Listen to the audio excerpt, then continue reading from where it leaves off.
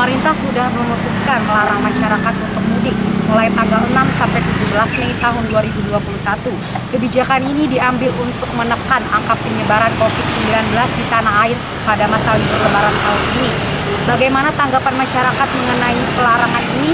Berikut tanggapan masyarakat mengenai pelarangan mudik Lebaran tahun 2021. Kebijakan ini diambil untuk menekan penyebaran virus COVID-19 di tanah air. Pada masa libur Lebaran tahun ini, bagaimana tanggapan Bapak mengenai kebijakan larangan mudik dari pemerintah? Ya, secara saya pribadi terhadap putusan pemerintah kurang berpihak. Jadi saya sebagai orang-orang perantau itu merasa sudah ada tahunan itu yang seharusnya kita berusaha bisa mudik, kenapa harus dilarang begitu? Itu sudah tradisi bagi kita warga-warga perantau gitu, untuk menjalin silaturahim keluarga di kampung, orang tua masih hidup. Saya pribadi kurang setuju dengan keputusan pemerintah.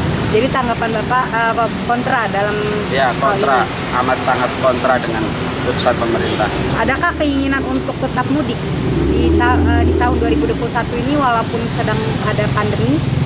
Keinginan saya tetap ada, karena tujuannya satu silaturahim. Terlepas dari masalah COVID itu bukan istilahnya suatu halangan untuk menjalin tetap silaturahim dengan keluarga di kampung. Apalagi harapan orang tua untuk berkumpul setahun sekali. Kalau tahun 2021 ini ada instruksi dari pemerintah bahwa mudik tidak diadakan. Ya. Apa tanggapan Bapak tentang kasus ini? Ya, kalau menurut saya mah sebenarnya kalau misalnya nggak boleh mudik, tempat wisata kudunya juga ditutup kan ya, karena kalau mudik kan artinya kan kita kan di kendaraan umum paling banyak 60 orang. Kalau di tempat wisata itu kan bisa ribuan orang gitu kan. Ya, itu aja. Adakah keinginan Bapak untuk tetap mudik walaupun sudah ada larangan dari pemerintah yang resmi? Ya, sebenarnya sih pengen banget lah, karena tahun kemarin juga kan saya ke keluarga nggak bisa mudik lah gitu kan. Pengen tahun ini mudik gitu. Apakah menurut Bapak kebijakan bahwa tahun 2021 ini tidak ada pemudik harus dipatuhi? Ya, kalau emang serba salah Mbak ya, namanya udah peraturan pemerintah kan kita harus nurutin apa yang jadi peraturan dia kan gitu ya. Cuman saya sebagai masyarakat kecil gitu kan, pengennya kan setahun sekali kumpul lah dengan sanak keluarga gitu.